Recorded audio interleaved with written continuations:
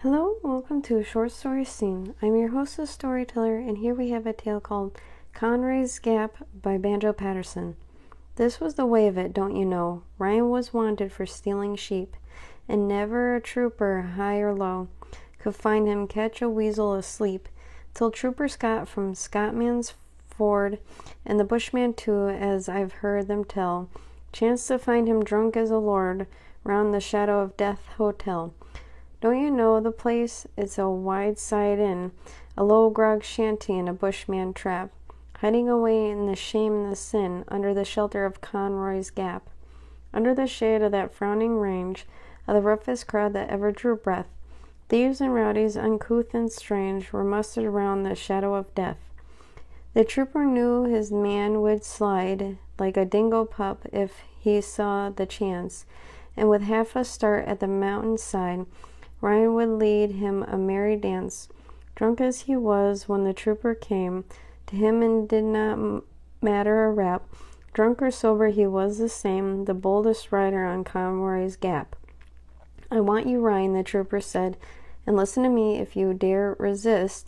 So help me heaven, I'll shoot you dead."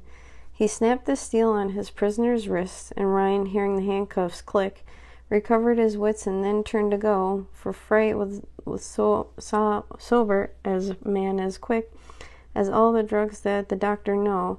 There was a girl in the shanty bar, went by the name of Kate Carew, quick and shy as blush girls are, and the ready, witty, and plucky too.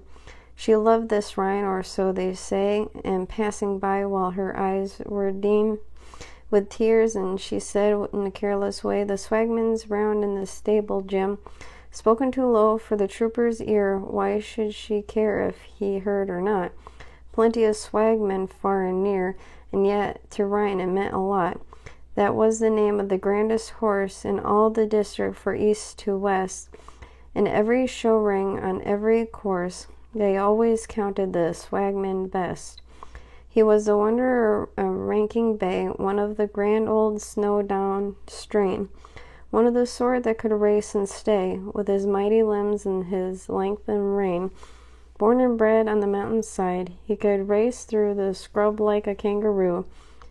The girl herself his back might ride, and the swagman would carry her safely through. He would travel gaily from the daylight's flush till after the stars hung out like their lamps. There was never his like in the open bush, and never his match on the cattle camps. For faster horses might well be found on racing tracks or on plains extended, but few, if any, on broken ground, could see the way that the swagman went.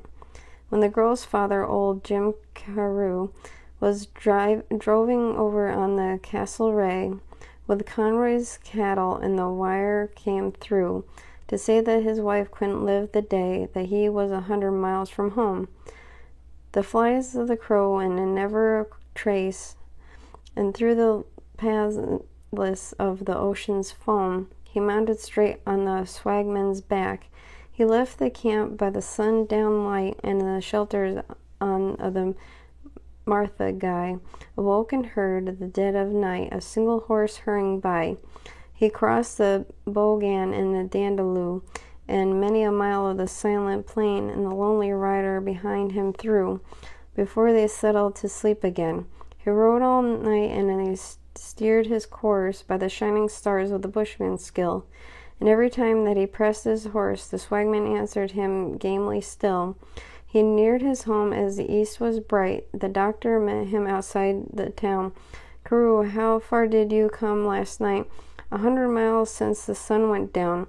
And his wife got around, and the oath he passed, so long as he was one of his breed, could raise a coin, and though it took their last, the swagman never should want to feed Kate Carew when her father died. She kept the horse, and she kept him well, the pride of the district far and wide.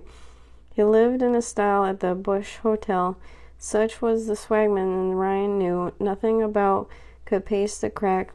Little did he care for the men in blue. Little if once he got on the swagman's back, how to do it, or word will let fall, gave him the hint as the girl passed by, nothing but the swagman's stable wall Go to the stable and mind your eye." He caught her meaning and quickly turned to the trooper. "Reckon you'll gain a stripe by arresting me, and then you'll easily earned. Let's go to the stable and get my pipe, and the swagman has it." So off they went, and as soon as ever they turned their backs, the girl slipped down on some errand bent behind the stable and seized an axe. The trooper stood at the stable door while the Rhine went into quite cool and slow, and then the thick had been played before. The girl outside gave the wall a blow. 3 slabs fell out of the stable wall. 'Twas done forever, and the trooper knew, and Rhine, as soon as he saw them fall, mounted the swagman and rushed him through. The trooper heard the hoofs beating ring in the stable yard. He jammed the gate, but the swagman rose with a mighty spring at the fence, and the trooper fired too late, and they raced away, and his shots flew wide, and Rhine no longer needed care a rap. And for never a horse was lapped in the high could catch the swagman on Conroy's Gap. And at the story, you know that now, if Ryan came back to his Kate Carew. Of course he should have, as stories go, but the worst of it is that the story's true, and in real life it's a certain rule. Whatever poets or authors say of high-toned robbers and all their school, these horse-thief fellows aren't built that way. Come back, don't hope it, and slink hound. He sloped across the Queensland slide and sold the swagman for £50, and stole the money and more beside, and took a drink, and by some good chance was killed, thrown out the stolen trap, and that was the end of the small romance, the end of the story of Conroy's Gap. And that concludes our story, Conroy's Gap by Banjo Paterson. If you like this content and like to support it, please head on over to Patreon. That is www.patreon.com/shortstoryscene.